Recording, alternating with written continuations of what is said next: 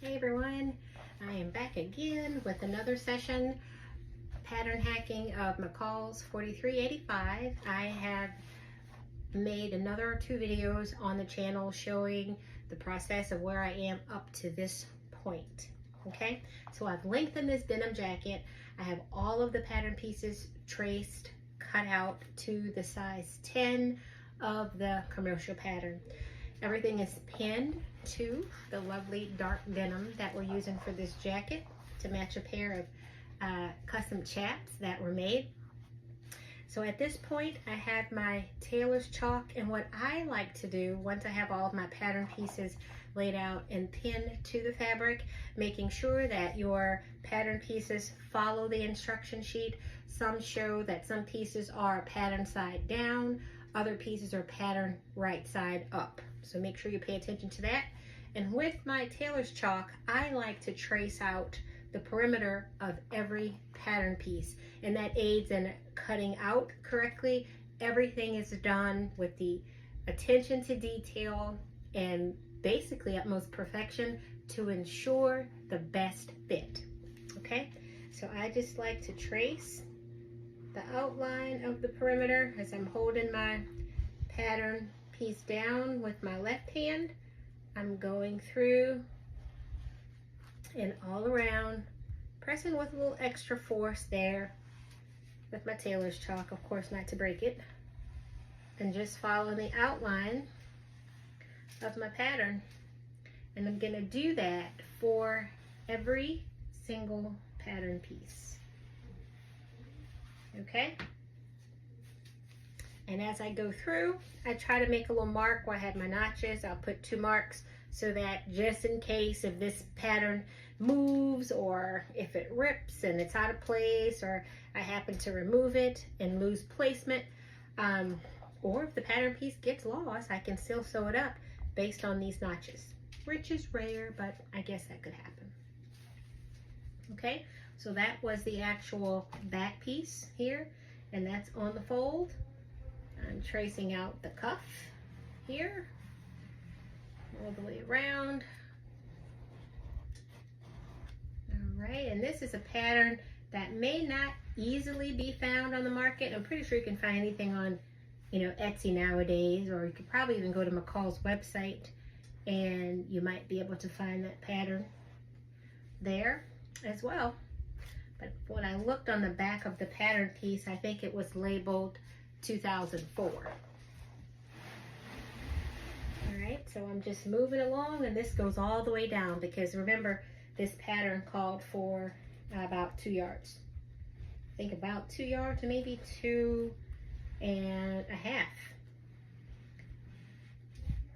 for this particular size. And I guess with this one, because it's pinned down, we can kind of peek around the perimeter to see if there were any notches that need to be marked. And there was one right there. So I'll then go back and make that snip with my scissors, tracing out the flap. Alrighty. All the way around. And just remember, guys, to take into account if you're sewing up this pattern that there are 2 different seam allowances. I know for certain 5/8 of an inch is the traditional seam allowance for everything, but the flap does call for 3/8 of an inch. So I'm gonna make my way around to the front portion, the sleeves, the collar. I think I still have a couple of the yokes to do as well, and trace that out. And then we'll cut these pieces out and start following the instruction sheet on sewing this up.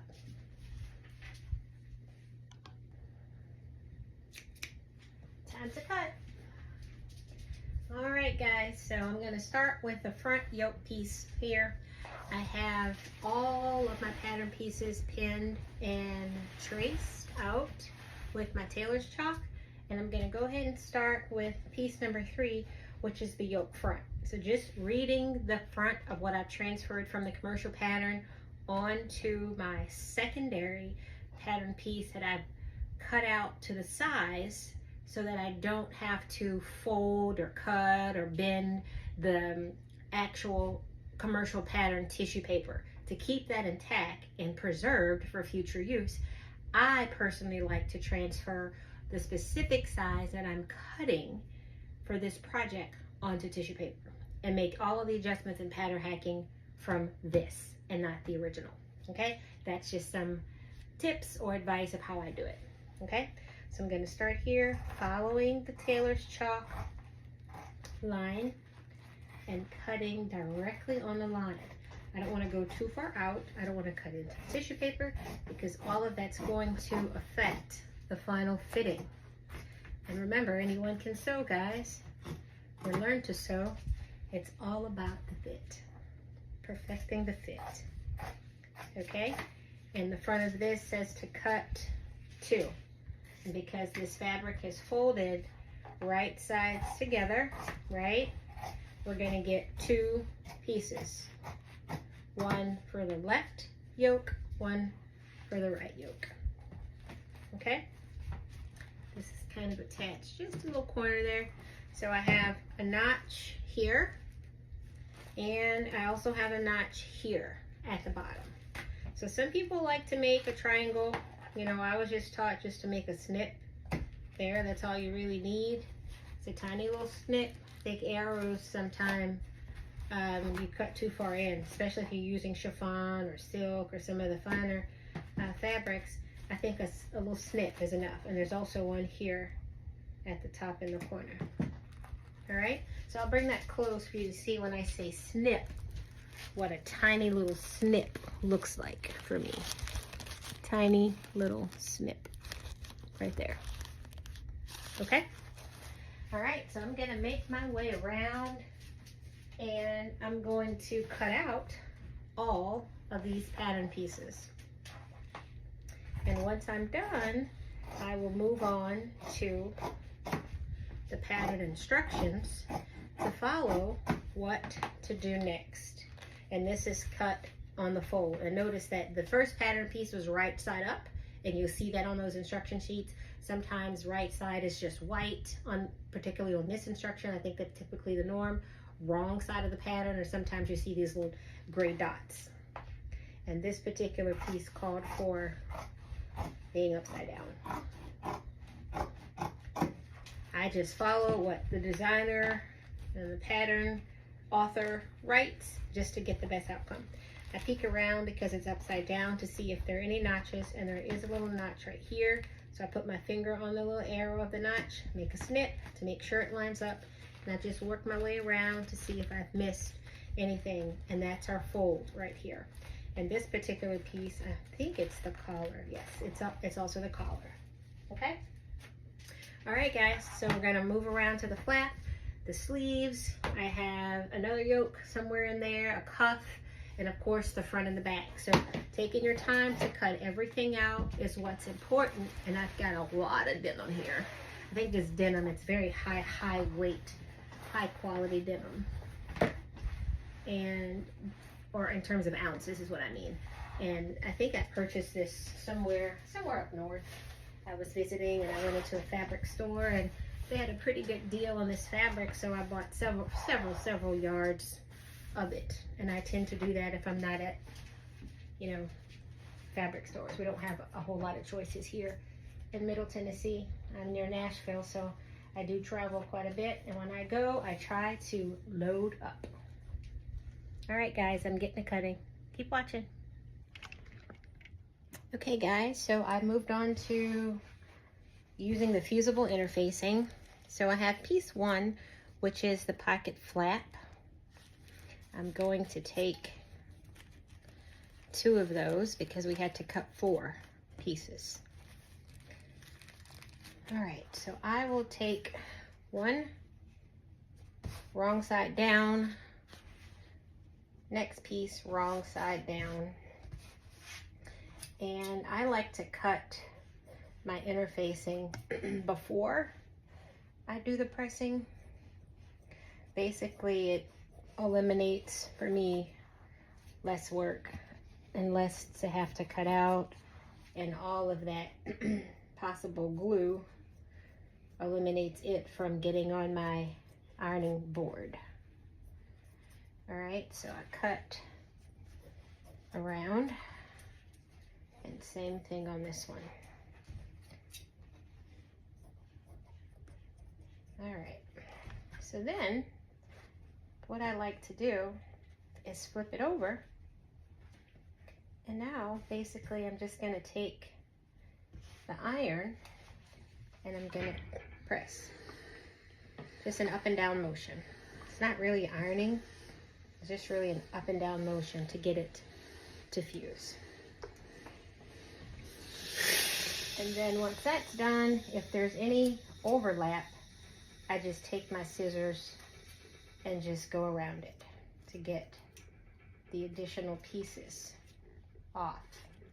So none of that is caught within the seam allowance. And basically for this pattern, I have to fuse both of the pocket flaps like this, okay? I have to fuse the cuff, both of those, which is piece number 9, the collar, as well as the front yoke, and as well as the front of the placket, which is piece 2. So I will do that off camera and we will resume. Hey everyone, welcome back to the channel. It's Larry Lynn with House of Akote Design, ramping up the sewing of McCalls 4385, this pattern here. I have a complete breakdown on the channel showing how I put the pattern pieces together, discuss some of the sewing instructions for this denim jacket, as well as my plans for hacking. There's a short video on there as well. There's one video on the channel, guys, where there's absolutely no sound. First video going live, and it was a total flop. But I did do about a 5 or 6 minute remake video to kind of explain how I did make those changes to the pieces. I think 2 and 5, the front of the jacket and the back of the jacket. Let me make sure. That was 2 and 5. Yes, 2 is the front and 5 was the back. So I lengthened that probably about a good 14 inches. Instead of hip length, it's going to the level of the knee, a little bit before the knee with the hem. So looking at these pattern instructions, the first thing I have to do is to take one flap that's interfaced and one flap that's not interfaced. We're going to stitch those together at the 3/8 of an inch seam allowance, and the instructions called for stitching both sides as well as the bottom. So I'm going to take both of those flaps over to the sewing machine to do that first.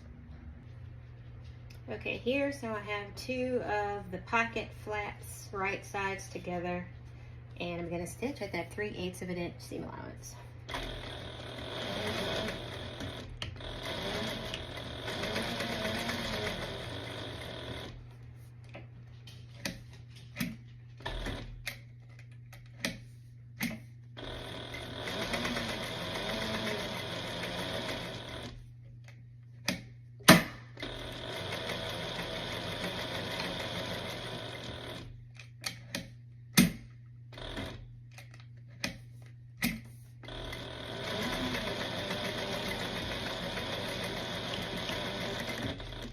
Backstitch there. I like to trim all of the extra thread here. You know, this industrial is not an automatic thread cutter that we're used to with the domestics, but that's okay because it's heavy duty otherwise.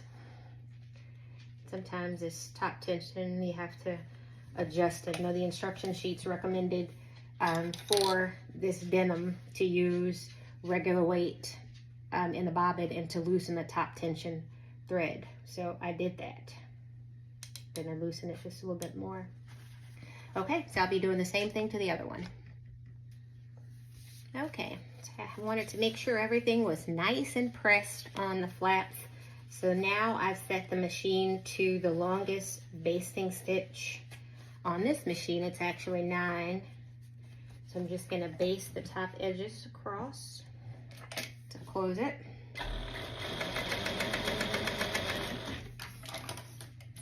And do the same thing for the other side.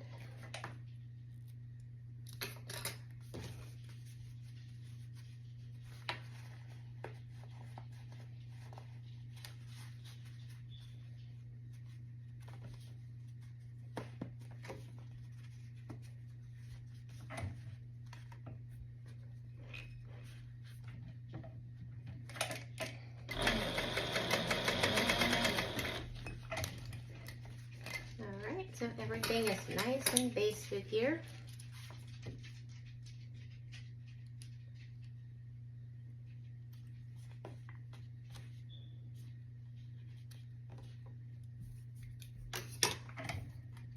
Alright, so if you choose to make a buttonhole closure or to just leave the flap as is, it's your choice. But the pattern, you know, does give you that option on the sewing instructions to do a little buttonhole closure here. Completely optional. Sometimes you can just do just a hand stitch on button in front. Hey guys, ever wondered how a buttonhole is made? Watch me, I'll show you. Okay, this little mark here will line up with the red dots that you see right here. Just gonna slide that underneath the presser foot and line it up exactly where I want it.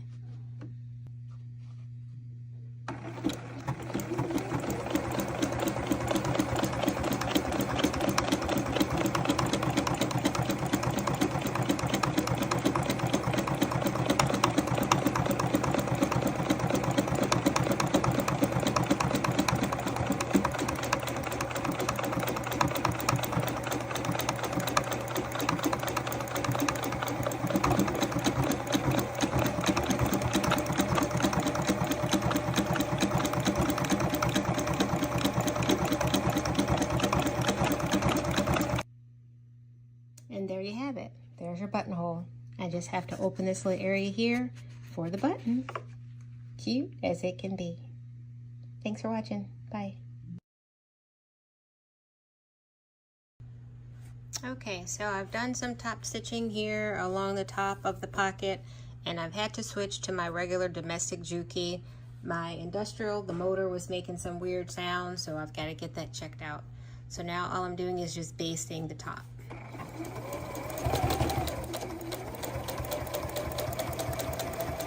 And this machine is heavy duty, but since it is denim, I usually use the industrial for my denim projects, leather, and also for the vinyl.